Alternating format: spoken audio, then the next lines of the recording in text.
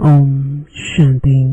आज 11 जुलाई 2025 बाबा के महावाक्य है, मीठे बच्चे, पहले पहले सबको बाप का सही परिचय देकर गीता का भगवान सिद्ध करो, फिर तुम्हारा नाम बाला होगा। प्रश्न है, तुम बच्चों ने चारों युगों में चक्र लगाया है, उसकी रस्म भक्ति में चल रही है, वह कौन सी है? उत्तर है, तुमने चारों युगों में चक्र लगाया, वह फिर सब शास्त्रों चित्रों आदि को गाड़ी में रख चारों ओर परिक्रमा लगाते हैं, फिर घर में आकर सुला देते हैं। तुम ब्राह्मण, देवता, क्षत्रिय, वैश्य, शूद्र बनते इस चक्र के बदले उन्होंने परिक्रमा दिलाना शुरू किया है, यह भी रस्म है। ओम शांति। रूहानी बाप बैठ रूहानी बच्चों को समझाते हैं। जब कोई को समझाते हो तो पहले यह क्लियर कर दो कि बाप एक है, पूछना नहीं है कि बाप एक है व अनेक है। ऐसे तो फिर अनेक कह देंगे, कहना ही है बाप रचता, गॉड फादर एक है, वह सब आत्माओं का बाप है। पहले पहले ऐसे भी नहीं कहना चाहिए कि वह बंदी है, इसमें फिर मूंछ पड़ेंगे। पहले पहले तो यह अच्छी रीति समझाओ कि दो बाप हैं, लौकिक और पारलौकिक। लौकिक तो हर एक का होता ही है, लेकिन उनको कोई खुदा, कोई गॉड कहते हैं। है एक ही, सब एक को ही याद करते हैं। पहले पहले यह पक्का निश्चय कराओ कि फादर है स्वर्ग की रचना करने वाला, वह यहाँ आएंगे स्वर्ग का मालिक बनाने, जिसको शिव जयंती भी कहते हैं। यह भी तुम बच्चे जानते हो, स्वर्ग का रचता भारत में ही स्वर्ग रचते हैं, जिसमें देवी देवताओं का ही राज्य होता है। तो पहले पहले बाप का ही परिचय देना है। उनका नाम है शिव। गीता में भगवान वाच है ना, पहले पहले तो यह निश्चय कराए, लिखा लेना चाहिए। गीता में है भगवान वाच, मैं तुमको राजयोग सिखाता हूँ, अर्थात नर से नारायण बनाता हूँ। यह कौन बना सकते हैं? जरूर समझाना पड़े भगवान कौन है, फिर यह भी समझाना होता है। सतयुग में पहले नंबर में जो लक्ष्मी नारायण है, जरूर वही 84 जन्म लेते होंगे।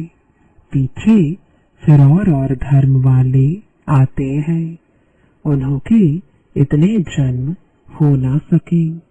पहले आने वालों के ही 84 जन्म होते हैं। सतयुग में तो कुछ सीखते नहीं है, जरूर संगम पर ही सीखते होंगे। तो पहले पहले बाप का परिचय देना है, जिसे आत्मा देखने में नहीं आती है, समझ सकते हैं, वैसे परमात्मा को भी देख नहीं सकते, बुद्धि से समझते हैं। वह हम आत्माओं का बाप है, उनको कहा जाता है परम आत्मा। वह सदैव पावन है, उनको आकर पतित दुनिया को पावन बनाना होता है।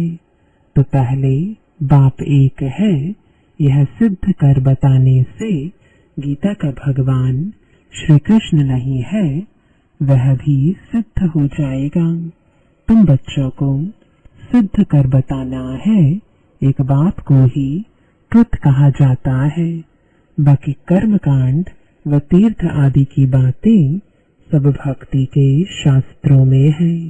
ज्ञान में तो इनका कोई वर्णन ही नहीं है। वहाँ कोई शास्त्र नहीं। बाप आकर सारा राज समझाते हैं। पहले पहले तुम बच्चे इस बात पर जीत पाएंगे कि भगवान एक निराकार है, न कि साकार। परमपिता परमात्मा शिव भगवान वाच, ज्ञान का सागर सबका बाप वह है। श्री कृष्ण तो सबका बाप हो नहीं सकता। वह किसी को कह नहीं सकता कि देह के सब धर्म छोड़ मामेकम याद करो। है बहुत सहज बात, परंतु मनुष्य शास्त्र आदि पढ़कर भक्ति में पक्के हो गए हैं। आजकल शास्त्रों आदि को गाड़ी में रख परिक्रमा देते हैं। चित्रों को, ग्रंथ को भी परिक्रमा दिलाते हैं, फिर घर ले आकर सुलाते हैं। अभी तुम बच्चे जानते हो, हम देवता से क्षत्रिय, वैश्य, शूद्र बनते हैं। यह चक्र लगाते हैं। चक्र के बदले वह फिर परिक्रमा दिलाकर घर में जाए रखते हैं। उन्हों का एक मुकर्रर दिन रहता है। जब परिक्रमा दिलाते हैं तो पहले पहले यह सिद्ध कर बताना है कि श्री कृष्ण भगवानुवाच नहीं, परंतु शिव भगवानुवाच है। शिव ही पुनर्जन्म रहित है। वह आते जरूर है, परंतु उनका दिव्य जन्म है। भागीरथ पर आकर सवार होते हैं। पतितों को आकर पावन बनाते हैं। रचता और रचना के आदि मध्य अंत का राज समझाते हैं, जो नॉलेज और कोई नहीं जानते हैं। बाप को आप ही आकर अपना परिचय देना है। मुख्य बात है ही बाप के परिचय की। वही गीता का भगवान है। यह तुम सिद्ध कर बताएंगे तो तुम्हारा नाम बहुत बाला हो जाएगा। तो ऐसा पर्चा बनाकर उसमें चित्र आदि लगाकर फिर एरोप्लेन से गिराने चाहिए। बाप मुख्य मुख्य बातें समझाते रहते हैं। तुम्हारी मुख्य एक बात में जीत हुई तो बस तुमने जीत पाई। इसमें तुम्हारा नाम बहुत बाला हुआ है। इसमें कोई खिटपिट नहीं करेंगे। यह बड़ी क्लियर बात है। बाप कहते हैं, मैं सर्वव्यापी कैसे हो सकता हूँ। मैं तो आकर बच्चों को नॉलेज सुनाता हूँ। पुकारते भी हैं, आकर पावन बनाओ। रचता और रचना का ज्ञान सुनाओ। महिमा भी बाप की अलग, श्री कृष्ण की अलग है। ऐसे नहीं शिव बाबा आकर फिर श्री कृष्ण व नारायण बनते हैं। 84 जन्मों में आते हैं। नहीं, तुम्हारी बुद्धि सारी यह बातें समझाने में लगी रहनी चाहिए। मुख्य है ही गीता। भगवान वाच है तो जरूर भगवान का मुख चाहिए ना। भगवान तो है निराकार। आत्मा मुख बगैर बोले कैसे। तब कहते हैं, मैं साधारण तन का आधार लेता हूँ। जो पहले लक्ष्मी नारायण बनते हैं, वही 84 जन्म लेते लेते पिछाड़ी में आते हैं, तो फिर उनके ही तन में आते हैं। श्री कृष्ण के बहुत जन्मों के अंत में आते हैं। ऐसे ऐसे विचार सागर मंथन करो कि कैसे किसको समझाएं। एक ही बात से तुम्हारा नाम बाला हो जाएगा। रचता बाप का सबको मालूम पड़ जाएगा। फिर तुम्हारे पास बहुत आएंगे, तुमको बुलाएंगे कि यहाँ आकर भाषण करो। इसलिए पहले पहले अल्फ सिद्ध कर समझाओ। तुम बच्चे जानते हो, बाबा से हम स्वर्ग का वर्षा ले रहे हैं। बाबा हर 5000 वर्ष बाद भारत में ही भाग्यशाली रथ पर आते हैं। यह है सौभाग्यशाली जिस रथ में भगवान आकर बैठे हैं। कोई कम है क्या? भगवान इनमें बैठ बच्चों को समझाते हैं कि मैं बहुत जन्मों के अंत में इसमें प्रवेश करता हूँ। श्री कृष्ण की आत्मा का रथ है ना, वह खुद श्री कृष्ण तो नहीं है, बहुत जन्मों के अंत का है। हर जन्म में फीचर्स, ऑक्यूपेशन आदि बदलता रहता है। बहुत जन्मों के अंत में जिसमें प्रवेश करता हूँ वह फिर श्री कृष्ण बनते हैं, आते हैं संगम युग में। हम भी बाप का बनकर बाप से वर्षा लेते हैं। बाप पढ़ाकर साथ ले जाते हैं और कोई तकलीफ की बात नहीं। बाप सिर्फ कहते हैं में कम याद करो। तो यह अच्छी रीति विचार करना चाहिए कि कैसे कैसे लिखें। यही मुख्य मिस्टेक है जिस कारण ही भारत अनराइटियस, रिलीजियस, इंसॉल्वेंट बना है। बाप फिर आकर राजयोग सिखलाते हैं, भारत को राइटियस, सॉल्वेंट बनाते हैं, सारी दुनिया को राइटियस बनाते हैं। उस समय सारे विश्व के मालिक तुम ही हो। कहते हैं ना, wish you long life and prosperity. बाबा आशीर्वाद नहीं देते हैं कि सदा जीते रहो। यह साधु लोग कहते हैं अमर रहो। तुम बच्चे समझते हो अमर तो जरूर अमरपुरी में होंगे, मृत्युलोक में फिर अमर कैसे कहेंगे। तो बच्चे जब मीटिंग आदि करते हैं तो बाप से राय पूछते हैं। बाबा एडवांस राय देते हैं, सब अपनी अपनी राय लिख भेजें, फिर भल इकट्ठे भी हों। राय तो मुरली में लिखने से सबके पास पहुंच सकती है। 2-3 हजार खर्चा बच जाए। इन 2-3 हजार से तो 2-3 सेंटर खोल सकते हैं। गांव-गांव में जाना चाहिए चित्र आदि लेकर। तुम बच्चों का जास्ती इंटरेस्ट सूक्ष्म वतन की बातों में नहीं होना चाहिए। ब्रह्मा विष्णु शंकर आदि चित्र है तो इस पर थोड़ा समझाया जाता है। इन्हों का बीच में थोड़ा पाठ है। तुम जाते हो, मिलते हो, बाकी और कुछ है नहीं। इसलिए इसमें जास्ती इंटरेस्ट नहीं लिया जाता है। यह आत्मा को बुलाया जाता है, उनको दिखाते हैं। कोई कोई आकर रोते भी हैं, कोई प्रेम से मिलते हैं, कोई दुख के आंसू बहाते हैं। यह सब ड्रामा में पार्ट है जिसको चिट चैट कहा जाए। वो लोग तो ब्राह्मण में कोई की आत्मा को बुलाते हैं, फिर उनको कपड़ा आदि पहनाएंगे। अब शरीर तो वह खत्म हो गया, बाकी पहनेंगे कौन? तुम्हारे पास वह रस्म नहीं है। रोने आदि की तो बात ही नहीं। तो ऊंच ते ऊंच बनना है, वह कैसे बने?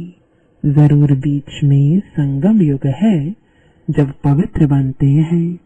तुम एक बात सिद्ध करेंगे तो कहेंगे यह तो बिल्कुल ठीक बताते हैं।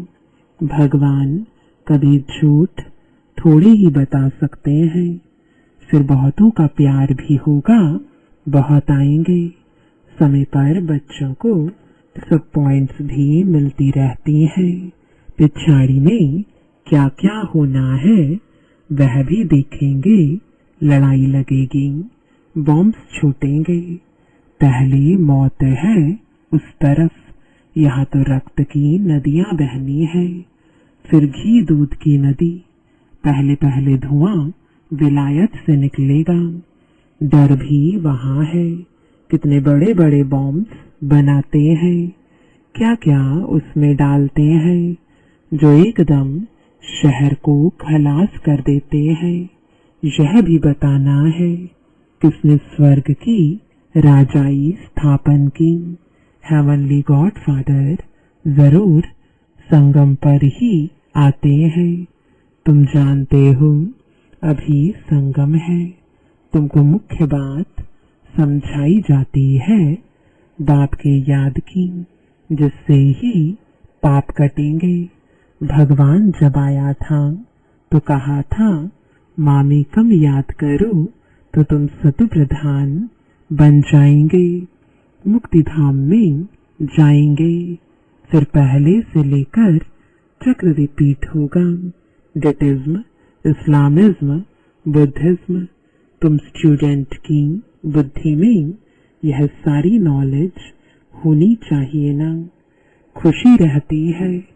हम कितनी कमाई करते हैं, यह अमर कथा अमर बाबा तुमको सुनाते हैं। तुम्हारे अनेक नाम रख दिए हैं। मुख्य पहले पहले डेटिज्म, फिर सबकी वृद्धि होते होते झाड़ बढ़ता जाता है। अनेक धर्म, अनेक मतें हो जाती हैं। यह एक धर्म, एक श्रीमत से स्थापन होता है। द्वैत की बात नहीं। यह रूहानी नॉलेज रूहानी बाप बैठ समझाते हैं। तुम बच्चों को खुशी में भी रहना चाहिए। तुम जानते हो बाप हमको पढ़ाते हैं। तुम अनुभव से कहते हो तो यह शुद्ध अहंकार रहना चाहिए कि भगवान हमको पढ़ा रहे हैं। और क्या चाहिए, जबकि हम विश्व के मालिक बनते हैं तो खुशी क्यों नहीं रहती। या निश्चय में कहाँ संशय है।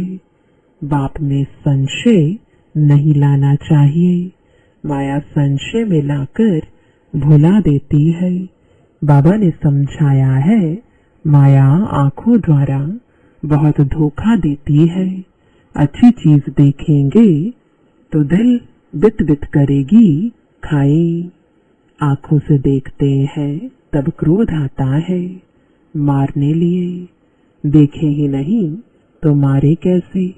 आंखों से देखते हैं तब लोभ मोह भी होता है। मुख्य धोखा देने वाली आंखें हैं, इन पर पूरी नजर रखनी चाहिए। आत्मा को ज्ञान मिलता है तो फिर क्रिमिनल पना छूट जाता है। ऐसे भी नहीं है आंखों को निकाल देना है। तुम्हें तो क्रिमिनल आई को सिविल आई बनाना है। अच्छा, मीठे मीठे सिकेलदे बच्चों प्रति माता पिता बाप दादा का याद प्यार और गुड मॉर्निंग। रूहानी बाप की रूहानी बच्चों को नमस्ते। रूहानी बच्चों की रूहानी बाप दादा को गुड मॉर्निंग और नमस्ते। धारणा के लिए मुख्य सार है पहला, सदा इसी नशे व खुशी में रहना है कि हमको भगवान पढ़ाते हैं। किसी भी बात में संशय बुद्धि नहीं होना है।